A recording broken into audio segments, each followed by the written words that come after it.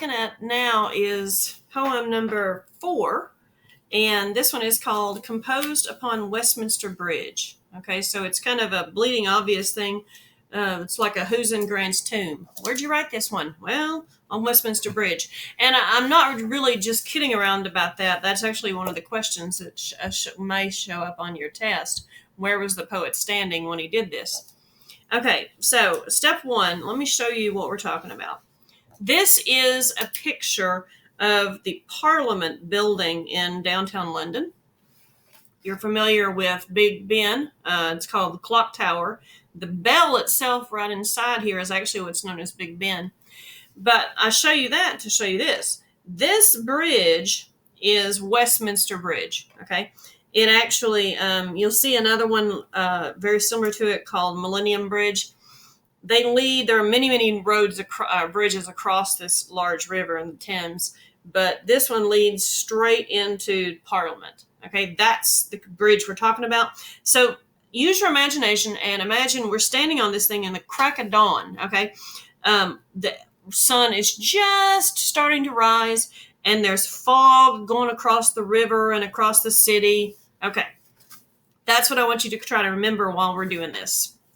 Okay, so this is a different different poet. So it's a completely different style. So he says, Earth has not anything to show more fair. In this case, fair means beautiful. Like when, for some of you were little girls, you remember the fairy tales where the lady looks into the mirror and says, who's the fairest of them all? Okay, in this case, we mean beautiful. Dull would he be of soul who could pass by a sight so touching in its majesty. So dull of soul means you're a boring person who has no heart. This city now doth like a garment wear the beauty of the morning. Silent, bare, ships, towers, domes, theaters, and temples lie open unto the fields and to the sky, all bright and glittering in the smokeless air. And that was a big deal in London, especially in the 1800s. They had so many factories during this Industrial Revolution that at one point they actually poisoned themselves accidentally. The smog got so thick that some of them actually died from it. It was an awful situation. They had to figure out how to get rid of all the smoke. So for him to see a bright, glittering, smokeless air, that was a big deal. It was very beautiful. Never did sun more beautifully steep in his first splendor. Okay, so we're calling the sun a hymn here. Valley, rock, or hill, never saw I, never felt a calm so deep. The river glideth at his own sweet will.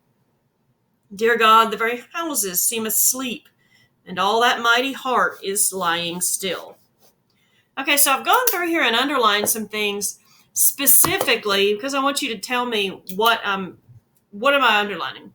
He has a city wearing a garment. He has the sun in his first splendor. He has the river gliding at his own will. He has the houses asleep. And the heart of the city is lying still. Okay, so on the surface, we have a picture of a pretty city. Okay, a large, bustling, very populated city that's right now still asleep and beautiful. But it's going to be like a toddler any second now. It's going to wake up and be loud and dirty and things are going to crash and it's going to be a very different scenario. So for right now, it is very peacefully sleeping. Okay, so the things I underlined are a term. Now I want you to remember the term. You've studied this in the past. It's called, you already guessed it, didn't you? Personification. Okay, this is where we take the human characteristics and we apply them to something that's not human. Okay, giving person characteristics to things like a city, the sun, a river, houses, and the city's heart. Okay, so later when you see this question, remember personification. Okay, that's all for this one, and I'll see you in a few minutes on the next one.